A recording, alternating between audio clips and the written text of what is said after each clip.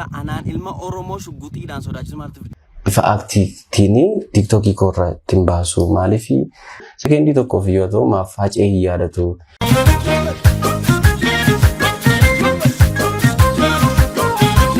Hayyee akkam jirtu kabajamoo daawwattoota chaanalii O+. Nagaan keenya bakka jirtanii isin qaqqabu jecha har'a viidiyoo galumsaa irratti akkuma ilaaltan hacee xiqqoo sababa maqaa hacee xiqqoo jedhuun doorsisni shugguxiidhaan illee irra gahee jira. Viidiyoo kana irratti yaada isin qabdan koomentii irratti akkasiin naa barreessitan hin barbaada. Sagalee illee ta'uufii qabna hacee xiqqoo maqaanchi kun jijjiiramuu qabu geenya Hacaaluu waan nu yaadachiisuuf maqaan kun illee jijjiiramuu hin qabuun jedhanii isin immoo yaada keessan naa barreessaa. Mee viidiyoo inni haasee irratti ilaalee walitti deebina. Hey baga gammadda warri Facebook irraa girristanii maqaa kana maaf baatta maqaa hacee xiqqoo xiqqeessa warri jettanii tole isin jijjiireera garuu ani waa tokko dubbachuun barbaada. Warri Facebook irraa anaan ilma Oromoo shugguxiidhaan sodaachisu maaltu fide? Iskindir Naggaa inni baalageen akka barbaade Oromoo arrabsaa ol Finfinnee keessatti shugguxiidhaan guyyaa tokko baatan dhiirummaan keessa ilma Oromoo irratti ta'uu hin qabu. Ilma Oromoo irratti ta'uu hin qabu. Kanaafiyyuu wanti isin baruu qabdan an sodaa rasaasaa yookaan immoo sodaa sooshaal miidiyaatiin kan maqaa kana jijjiire kabaja haceetiif qabuuf sigaleera kabaja maatii haceetiif qabuuf maatiin hacee akka biraatti akka isaan hubanne waan hin barbaaduuf isa kanaafi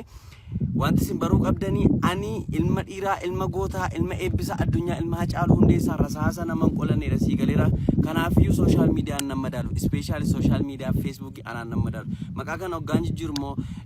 jaallattoonni koo ajaa'ibsiifattoonni koo akka sanaan biyya laa biyya keessaan daawwattanii maaf goote horinaa jechaa turtanii kabaja haceetiif waan hin qabuuf hin of kalchaa hedduu sin jaalladha maqaa haceetiinis waan hin daldaaleen qabu warri feesbuukii irraa hafarsitan immoo yoo dhuguma sooshaal miidiyaatti fayyadama isaa beektan tiiktookis ni yoo gara tiiktookitti kottaa callistanii barreessuu qofatu hin taane dandeettii keessan tiiktookii irratti agarsiisaa sassin fayyada isinii galeera kanaafiyyuu an sodaa dhiirummaan keessanii ilma Oromoo irratti ta'uu hin qabu ilmaan nafxeenyaa guyyaa meeqa sodaachistanii beektu kanaan shugguxii baattaniif ta'ina sodaachistan kuni baay'ee an lubbuu koon kenna malee eenyuun seeyyuu naga'u kanarratti naa galatoomaa ijoollee na jaallattanii maqaa kanaatti fufnaa carraa guutamaa kan jedhu isa kanadha.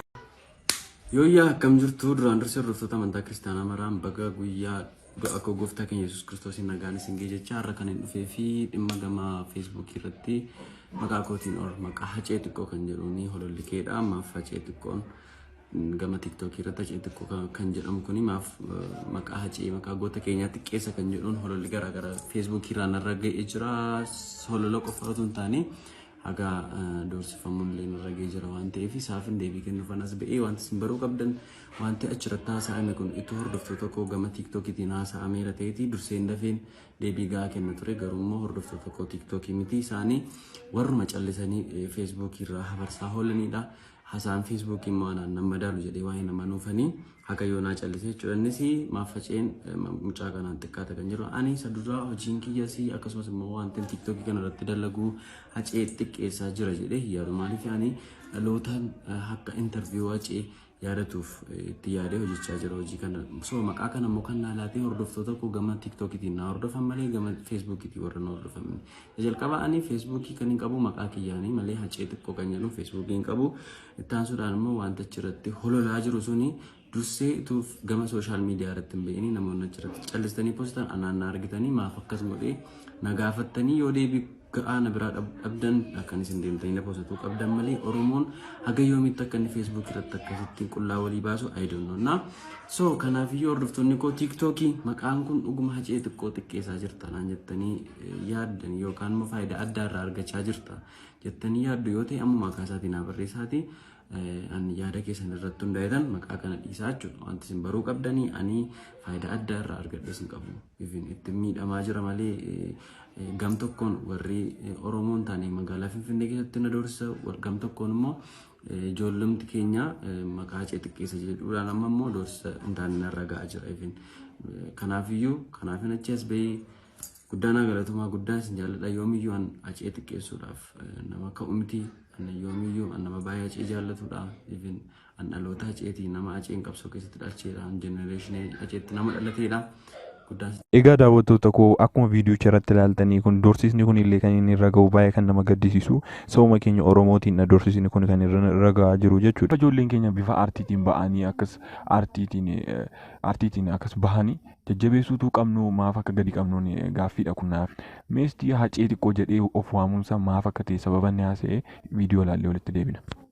So taa'etanii sirbuma hacee qofaan filadhee ture jalqaba si galeera sirbuma hacee qofaan TikTokii koo irratti kan argamu qabu sirba hacee qofaa maaliif haceen ittiin yaadatamu jedheetan jalqaba yaadee isa yaadeetanii sirba hacee jedhee yaadeetan deebiseen immoo yaada koo jijjiire maaf yoo jette sirba haceetiin hundumti keenyan hojjennaa seenaanis sirba haceetiin yaadataan hacee wanti inni godhe guyyaa guyyaatti TV kamirratti yoo darbaa YouTube kamirratti yoo darbaa TikTokii nama kamirratti yoo sirba haceetiin yeroo hojjetu sitti tolee hojjetta akkuma sana taa'ee yaadeetan ammas yaada koo jijjiireetan maaliifan interview hacee kanaa bifa aktiitiin TikTokii korra ittiin baasu maaliifi amma TV irratti yeroo hundaan arginu baay'ee carraa arganne interview Hacaaluun kennee darbee al tokko OMN irratti darbee maybe kanaan duras OBN faaratti kan daddarbe jira yeroo masana darbee hin darbe malee akka sirba saasanaa irra deddeebi'anii yookiin guyyaa guyyaatti maal kana haceen fidanii nutti agarsiisa so isa kana taa'ee yaadeetanii maaf haceen ana keessaan immoo hin mul'atu dandeettii kootiinii maaliifane yoo manne akka saallee sirba sirbee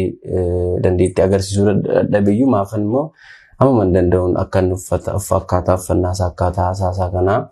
maaliifan TikTokii korratti baasu namni immoo gaafa na argu or namni gaafa TikTokii ko argu sekendii tokkoof yoo ta'u maaf hacee hin yaadatu jedheetanii yaada kana hiriyaa gosa jalqaba TikTokii akkaataa TikTokii itti hojjetan agarsiiseef yaada koo gaafa share godhuuf baay'ee jaallatee namni yaada kana hin qabu waan ta'eef dafiitii irratti hojjedhu naan jedhee saniin booddee viidiyoo tokkoon hojjedhe stiil viidiyoocha baay'een jaalladha hanga yoona piin godheen jira TikTokii korra viidiyoocha gaafa hojjedhu baay'ee naa jaallatamee sanaan booddan itti fufee yeroo sana hacee xiqqoo hin jenne gaaffitan mana gaafatte irratti saniin booddee koomentii keessa namoonni bebbeekamoonis yeroo isaan gama Facebook isaaniitiin poost godhan artistoonni garaagaraa gaafas kara keessaan jajjabeessanii hojii gaariidha maal kan jedhu. Gurbattii kana beektan isin hundu hacee xiqqoo jedhamti. Maqaa hacee xiqqoo jedhu kanaas ofii baasee maqaa goota keenyaa maqaa Hacaaluu Hundeessaa nam jabaa nam guddaa goota Oromoo keenya muudii irratti qabachaa jirti. Interview isaa irratti hojjechaa muudii qabachaa jirti. Jechuu jalqabneen ofumaaf Oromumti Oromoodhaan ofumaaf wal cabsu ofumaaf wal wanjalu ofumaaf maqaa walii baasu maal rakkoo qabaacheen guyyaatti yeroo kuma interview Hacaaluu yoo akti irra godhe dandeettii rabbisaa kanneen akka nuti dhaloonni interview Hacaaluu yaadannu guyyaatti hokkuma viidiyoo kuma hojjete maal rakkoo qaba maal Oromoo wal cabsu nurraa hafu maal walii haa gammannu hacee xiqqoo baay'ee si jaalanna baay'ee si kabajna nuuf jiraadhu yoo dandeessi guyyaatti yeroo miiliyoona hojjedhu interview hacee yeroo miiliyoona. Hayyee egaa daawwattoota koo viidiyoo keenya kanuma irratti goolabna. Viidiyoo kanallee sheer gochuun haceef sagalee ta'uu qabna. Viidiyoo garbaan amma walitti deebinutti nagaan naa tura.